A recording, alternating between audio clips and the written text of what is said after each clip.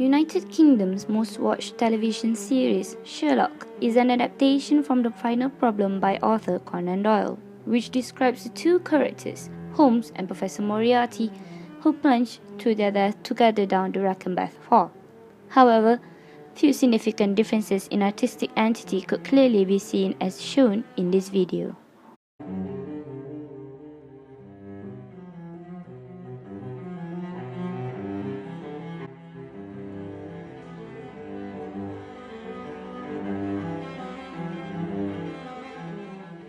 It is with a heavy heart that I take up my pen to write these the last words in which I shall ever record the singular gift by which my friend Mr. Sherlock Holmes was distinguished.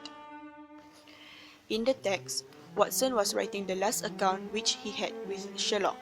It was a foreshadowing to Sherlock's disappearance or death, as he mentioned briefly that it would be the last words in which he shall ever record the singular gifts by which Sherlock Holmes was distinguished.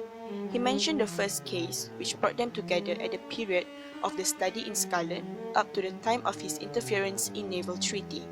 It is apparent that he was eager to clear Sherlock's name because of his tarnished reputation caused by some certain people. There were three accounts in the public press. First, Journal de Genevieve on May 6, 1891. Second, the Reuters Dispatch in English paper on May 7th, and finally, the recent letters to which Watson has alluded. The first and second were said to be extremely condensed, while the last was, as Watson shall show, an absolute perversion of the facts. Somehow, the adaptation of Sherlock in the episode took a modern approach.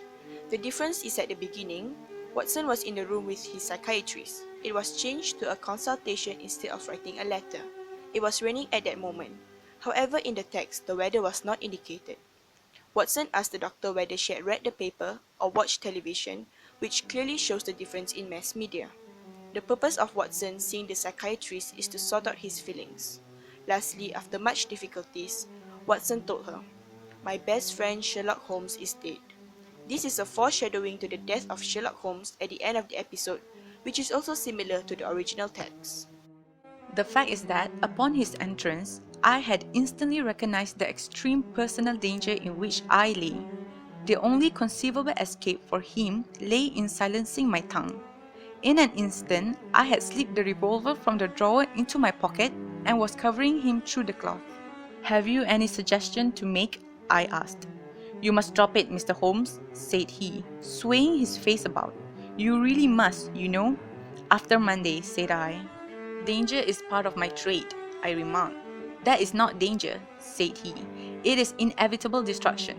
You stand in the way not merely of an individual, but of a mighty organization, the full extent of which you, with all your cleverness, have been unable to realize.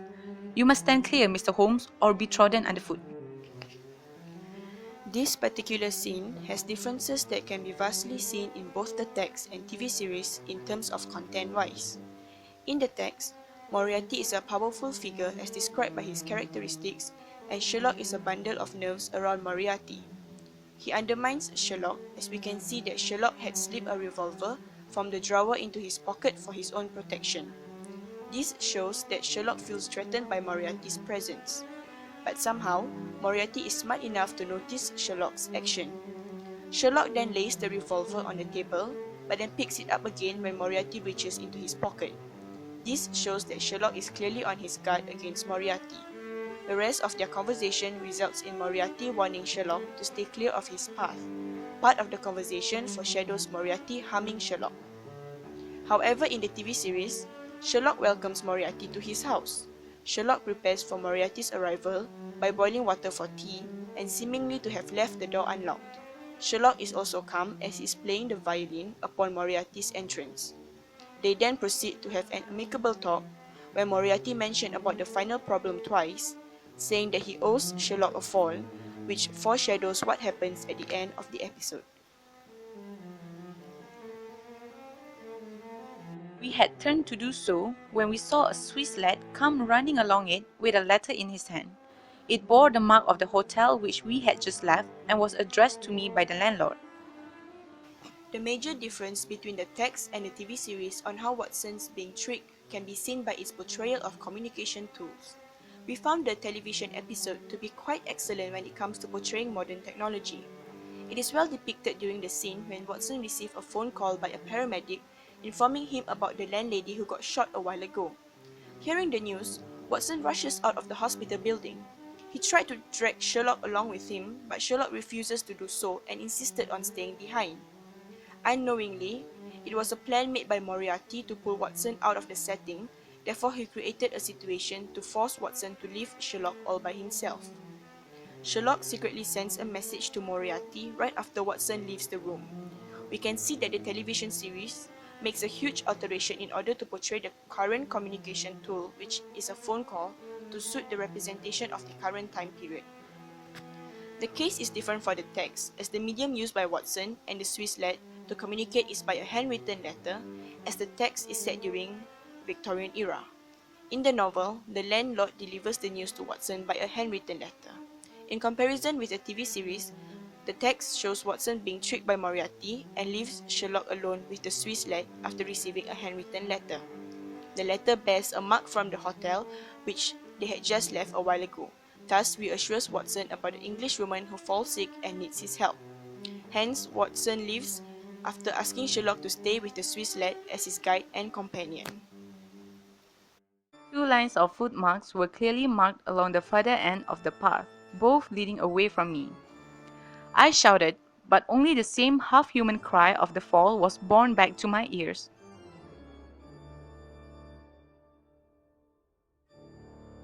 As I took it up, a small square of paper upon which it had lain fluttered down onto the ground. Unfolding it, I found that it consisted of 3 pages torn from his notebook and addressed to me. I write these few lines through the courtesy of Mr. Moriarty, who awaits my convenience for the final discussion of those questions which lie between us.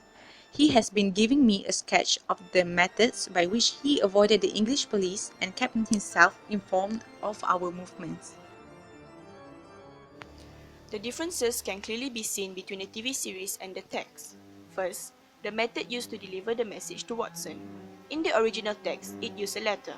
However, in the episode, Sherlock used his smartphone to call Watson and say his last words before his death. This shows that the form of delivering the message changed through time from 3 pages of notes to a phone call. This is probably due to the fact that the final problem was first published in 1893, while the TV series was produced in 2010. After a century, people developed technologies to replace notes and papers in delivering messages. As a result, the time difference creates a change in the new adaptation. Next, the content of the message differs, as the original text highlighted how Sherlock exposed Moriarty's devious plan, but in the TV series, Sherlock admits that he's fake and made up Moriarty for his own purposes. Instead of exposing Moriarty's diabolical plan like in the text, Sherlock apologized and confessed his guilt upon creating insane stories about Moriarty to Watson and requested to inform Lestrade, Mrs. Hudson, and Molly as well. These differences created a twist in the plot for the television series, as it gives different content of the message from Sherlock addressed to Watson. Then, Sherlock and Moriarty's death from the original text differs from the TV series, because in the text, only a sign of struggle was given. Nevertheless, in the episode, both was clearly seen dead by committing suicide, but Sherlock appeared to be alive at the end of the episode. It is clear that Sherlock committed suicide in order to save the lives of the people he cherished most, which are Watson, Mrs. Hudson, and Lestrade, which was not in the text. The change is to create an intense moment for the audience as they watch the famous television series.